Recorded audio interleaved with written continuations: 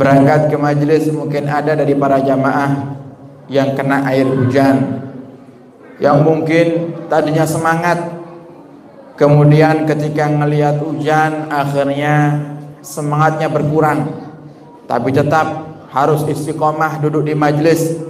Dia melawan hawa nafsunya sehingga bisa duduk bersama kita di malam hari ini. Maka jangan khawatir, yang biasanya jenengan hadir di majelis ketika tidak ada rintangan jenengan dapat satu pahala, jenengan pulang dari majelis ini karena banyak rintangan, karena harus melawan hawa nafsu lebih kuat lagi, harus melawan hujan dan lain-lainnya. Tentunya nanti kita akan membawa pahala yang luar biasa, lebih banyak daripada kita biasanya. Jadi majelis ilmu ini diadakan tujuannya bukan untuk sekedar berkumpul saja, tapi adanya majelis ilmu adalah untuk kita mengajak, lebih khususnya kepada diri kita sendiri, semakin dekat dengan Allah Subhanahu wa ta'ala. Kalau tidak ada ilmu, maka bagaimana bisa kita beribadah kepada Allah? Kalau kita punya ilmu, maka sampai kapanpun kita akan mulia. Kita punya ilmu, bahkan di saat kita sudah dikubur pun kita tetap mulia. Coba kita lihat kiai-kiai kita, guru-guru kita, ulama-ulama besar kita di Indonesia, yang mereka sudah meninggal dunia, tapi namanya tetap harum hingga detik ini.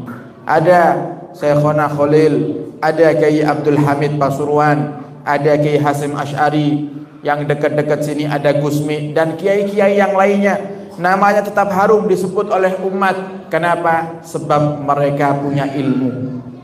Berbeda dengan orang yang tidak punya ilmu, atau yang bahasa kasarnya lebih kita kenal dengan orang yang bodoh.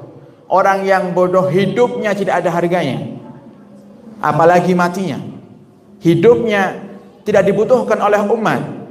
Sehingga kita lihat bagaimana kalau seandainya ada kiai yang sangat kita tokohkan di kota kita, yang sangat kita gemari, sukai, dan kita sangat patuhi dia, kok diambil sama Allah Subhanahu wa ta'ala. Rasa hati ini sedih.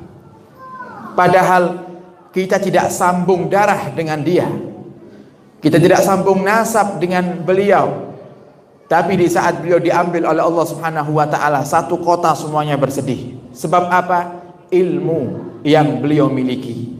Oleh karena itu, kunci agar Anda menjadi orang yang dimuliakan oleh Allah di dunia dan di akhirat, maka carilah ilmu. Jangan pernah bosan untuk belajar ilmu. Jangan pernah bosan untuk duduk bersama para ulama, karena kuncinya ilmu akan bisa kita dapatkan jika kita semakin sering duduk bersama para ulama. Tidak harus di majelis ini. Banyak para kiai saat ini yang mereka alhamdulillah masih dipanjangkan umur mereka oleh Allah Subhanahu wa ta'ala. Cuman kadang keadaan umat di saat ini, sebenarnya ada sahabat yang bernama Sayyidina Hudzaifah. Beliau sudah pernah katakan, akan datang suatu masa yang umat Islam ini mereka lebih senang dengan bangkai keledai daripada mereka harus berkumpul dan mengajak kepada kebaikan. Artinya apa? Bahasa kasarnya seperti ini. Akan datang suatu masa berbuat keburukan itu lebih mereka sukai daripada berbuat kebaikan. Inilah masanya, inilah saatnya. Kalau di masa dulu orang belajar ilmu itu Bapak Ibu, murid yang datang kepada guru.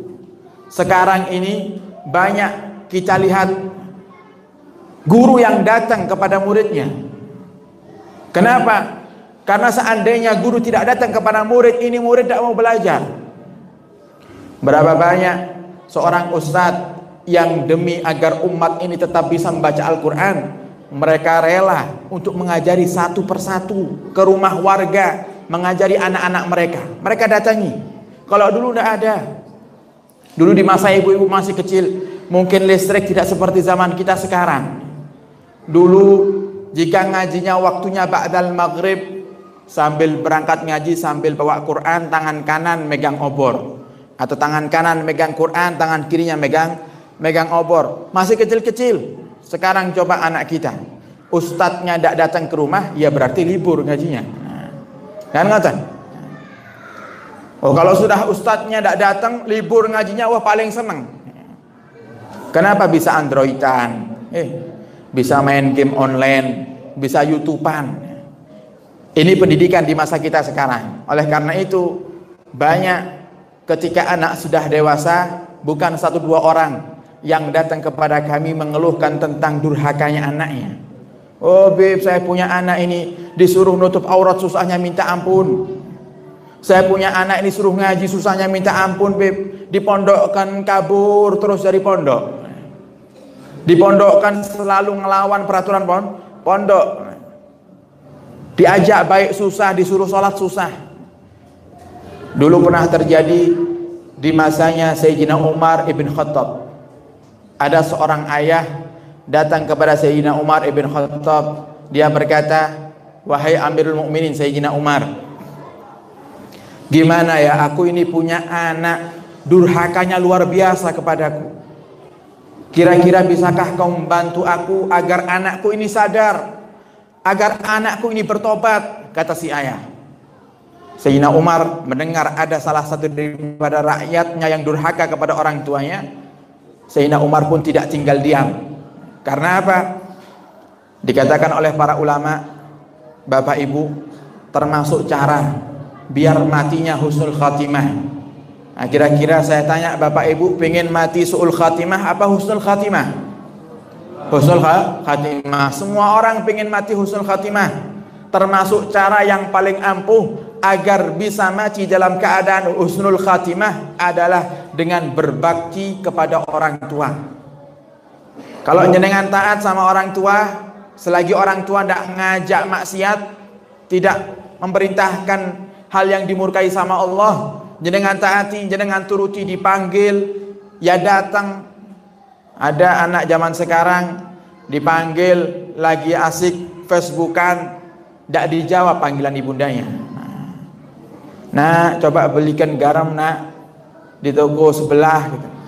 Padahal tokonya sebelah rumah, jejer sama rumah. Ya tidak digubris sama anaknya, tidak didengarkan. Kenapa? Sudah terkena virus Android. Ini rata-rata sekarang ini zaman semakin rusak karena handphone, karena Android.